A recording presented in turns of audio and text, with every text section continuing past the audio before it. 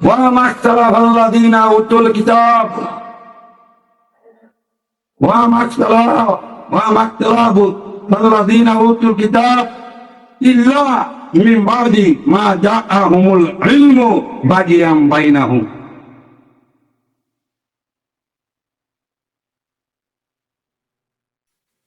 এই আয়াতে কারিমায় আল্লাহ পাক বলেন, এই ইসলাম ধর্মে এক শ্রেণীর পণ্ডিত আলেম পীর, সাধারণ মানুষের কথা বলা হয় নাই, সাধারণ মানুষের কথা বলা হয় নাই।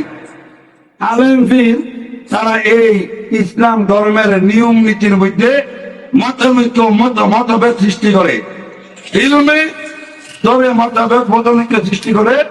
তারা জাইনা শুনা বুঝা যে এটা যে কাপ, এতে কোনো মতভেদ নাই, কিন্তু আমি মতভেদ দেন হিংসা বিদ্বেষ করিয়া এ কাপ বললো কেন, এটা আমি টাই গ্লাস, এটা টাই গ্লাস। জাইনা শুনা বুঝা আমি মতভেদ সৃষ্টি করবো। এক শ্রেণীর লোক কিয়ামত পর্যন্ত ছিল, আছে, থাকবে।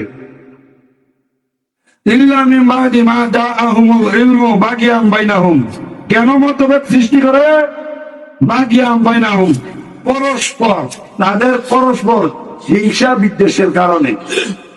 মনে করেন আমার ডাইনে যে একজন ভদ্রলোক বসা আছে, আমার ভাগ্নে একজন ভদ্রলোক বসা আছে। এই ভদ্রলোকের জিজ্ঞাসা করলাম মাসে ইনকাম কত, বলতে 5-7 লাখ টাকা। একটা শ্বাস আছে হিংসায়, হিংসায় একটা শ্বাস আছে, অথচ হে আমার কোনোদিন কোনো ক্ষতি করে নাই। এই ভদ্রলোক বলতেছেন আমি যে একটা কাজ ধরছি, কি কাজ? একটা ফ্যাক্টরি বানাইছে, কি তো গার্মেন্টস ফ্যাক্টরি, বর্তমানে এটা 12 তলা আছে, 16 তলা দিচ্ছি। মনটা কয় ঠেলা ফিরে কে এটা করে না, অথচ তিনি আমার জীবনও তিনি আমার কোনো ক্ষতির সাধন করেও নাই, করার ইচ্ছেও নাই। হে কেন বাইরে রেখে আছে, অর্থ কেন তার বেশি, এর লেগে আমার ভালো লাগছে আছে না, না আছে জানি না। আপনার মধ্যে থাকলে থাক, না থাকলে নাই, আমার মধ্যে আছে। যেমন সূরা ফাতিহা শরীফ পড়ি, আলহামদুলিল্লাহ আমাদের দাঁড়াইয়া, আমাদের দাঁড়াইছি কার সামনে দাঁড়াইছি? শয়তানের সামনে, আল্লাহর সামনে দাঁড়াইছি। আলহামদুলিল্লাহি রাব্বিল আলামিন আর-রাহমানির রাহিম। কলা গাছে স্মরণ হয় আমার, গাবিটা আমার বিয়ে বউ, আমার গাড়ির গাবিটা স্মরণ হয়। আব্বাই বাজারও গেছে, ছেলা বিলি করতেছে, না জানি ছেলা বিয়ে আবার বাদুর উপরে পড়ে, এর আবার মনে হচ্ছে গাই, কলা গাছ, গরু, ছাগল, আমি সবাই লাগাইছি, ছাগল খাইয়া লাই, এটি আমার মনে হয় কাকে রইলে হইলাম, আমার মনে হয় থাকতে দিলাম। আপনার মনে হয় না হয়তো আপনারা ওই সাহাবীর মতো হয়ে গেছেন, চির পায়ে দিচ্ছে, খুলে নিচ্ছে, উনি টের পায় নাই, নামাজ এমনি স্মরণে ছিল, হয়তো আপনারা হয়ে গেছেন। আমি এটাতে রয়েছি, আপনারা কেমনি এটা ধরলেন আমার একটু জানিয়ে দিয়েন। ইন্না সালাতা লিযিকরি, নামাজের সুরত আছে, স্মরণ করলে সুরতের প্রয়োজন, স্মরণ করলে সুরতের প্রয়োজন। না দেখে কখনো স্মরণ হয় না, স্মরণের জন্য দেখা সত্য। আত্তাহিয়াতু লিল্লাহি ওয়াস সালাওয়াতু ওয়াত তাইয়্যিবাতু, আসসালামু আলাইকা আইয়ুহান নাবিয়্যু, আসসালামু আলাইনা ওয়া আলা ইবাদিল্লাহি সালিহিন। তারপরে আল্লাহুম্মা সাল্লি আলা মুহাম্মাদিন ওয়া আলা আলি মুহাম্মাদিন কামা সাল্লাইতা আলা ইব্রাহিমা ওয়া আলা আলি ইব্রাহিম। এই যে বলি না আমার সাল্লাইতা আলা ইব্রাহিমা, আল্লাহ তুমি ইব্রাহিম আলাইহিস সালামের প্রতি যেমনি রহমত বর্ষণ করো, আমরা প্রতি এমনি রহমত বর্ষণ করো, আমরা আওলাদের প্রতি রহমত বর্ষণ করো। আল্লাহ যেমনি ইব্রাহিমের ওই ইব্রাহিমের ওয়া আলা আলি ইব্রাহিম রহমত বর্ষণ দিবেননি। এটা এটা বললে আমি আমি আমি যে একটা মিথ্যাবাদী, যেটা আমি বুঝছি কেমনে রহমত তো নমরুদে আগুনে ফেলা, জি সেটা কি আমার আগুনে ফেলে আগুনে ফেলে ও ভাই তোমার কি দেখতাম, ভাই দেখতাম না করে দা কো তাহে দেখতাম দরকার কি কাজে আলাম। আর ইব্রাহিম আলাইহিস সালাম তো আত্মসমর্পণ করেন নাই, জিবরাইল আমিন আসছেন, জিবরাইল আমিন আসছেন সাহায্য করার জন্য। এই যে আমরা আপনি যেটা করি, এটা ভেদ জানলে আমি তো আরো করছি, হয়তো আপনারা করবেন না, উলিয়ে কামেল হইয়া গেছেন। আল্লাহ ইন্না আউলিয়া আল্লাহ লা খাউফুন আলাইহিম ওয়া লা হুম ইয়াহজানুন, ওলি তো পৃথিবীতে থাকবে, হয়তো আপনারা হইয়া গেছেন আর কি। আমি যেহেতু বিভিন্ন জায়গায় স্মরণ যে আমার থেকে হবেই, জিবরাইল আমিন এই অবস্থায় নেতাগুলো ফেলে যে পর অবস্থা, এই শূন্য অবস্থায় জিবরাইল আমিন আসছেন। হে আল্লাহ নবী, এই উপরে আপনার এইভাবে অপমান করতে আগুনে ফেলতেছে, আপনি আমার সাহায্য চান, আমি সাহায্য করবো। তিনি জবাব দিচ্ছেন আল্লাহ যদি পারে এটাকে সাহায্য করো। আমার যদি আগুনে কেউ হলে যদি বস্ত্র হতে সাহায্য করে আমার জিজ্ঞাসা করো তাড়াতাড়ি সাহায্য না করবি কি করবি বা তুই নাকি আল্লাহ তো পাঠাইনি বলছে হে নবী নবী নাইলাম না আল্লাহ সাহায্য চান। আচ্ছা ভাই কোন বন্ধু যদি বিপদে পড়ে আরেক বন্ধু যদি সামনে থাকে তাকে যদি সে যদি দেখে বিপদরা বন্ধু তাকে যদি সাহায্য চাইতে হয় না তো তুমি আমাদের বিরক্ত করো কেন? তুমি আমাদের বিরক্ত করো কেন? ইব্রাহিম আলাইহিস সালাম আগুনে পড়ছেন, আগুন কি শান্তিময় হয়ে গেছেন। ইয়া কানাস্তাইন হরিনাম আমাদের ইয়া কানাস্তাইনের তাফসীর ইব্রাহিম আলাইহিস সালাম দিয়া এটাকে বলা ইয়া কানাস্তাইন। আমার যদি আল্লাহ আমি ঠিকই বুঝে থাকবো, কারণ আমার তো এই ইমান নাই ভাইজান। তাহলে নিশ্চয় ইমান শুধু আপনার দেহের প্রতি আমরা সর্বনা দেখা আপনার রুহুতে একটা হাতে দেখেন না, এটার প্রতি ইমান আনন্দ রাখবো।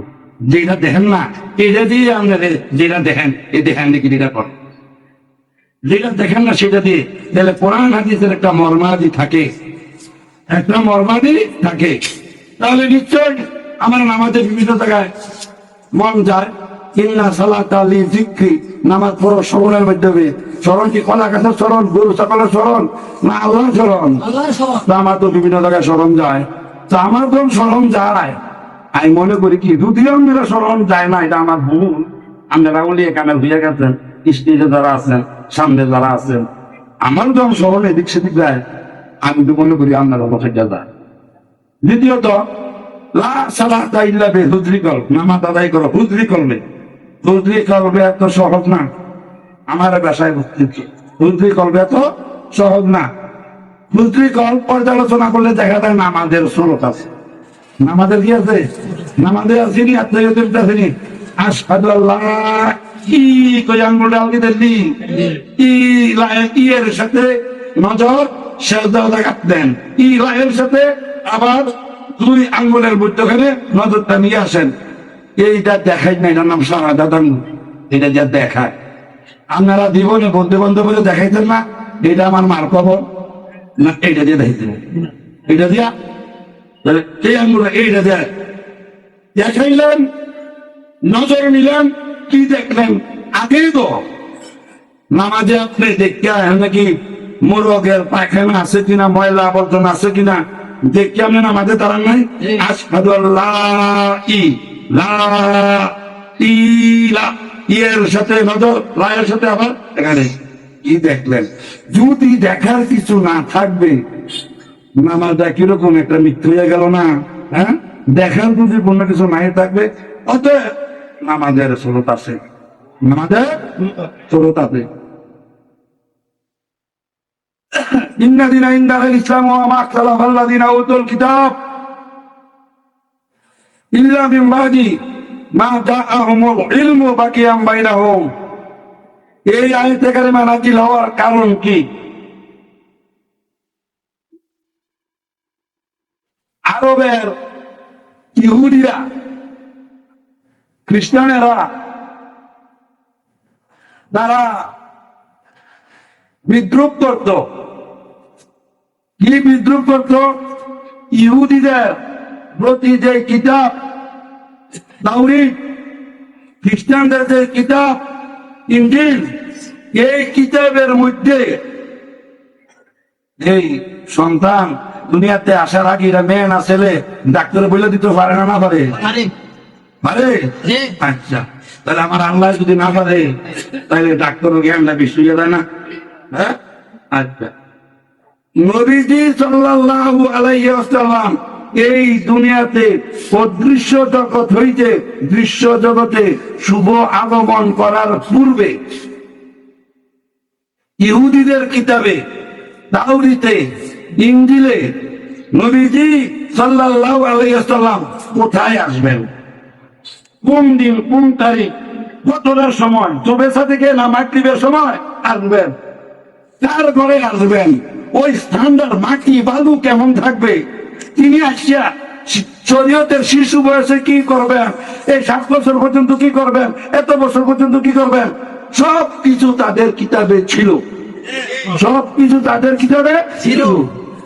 তারা তখন সূরা আল ইমরানের 81 নম্বর আয়াতে আছে, সমস্ত নবীগণের সাথে আল্লাহ আরো এই সমস্ত নবীগণের সাথে পরিচয় করেছে আল্লাহ নবীজিরে। এটা জব্বর সাহেব একদিন আমার শিখিয়ে দিচ্ছিলেন।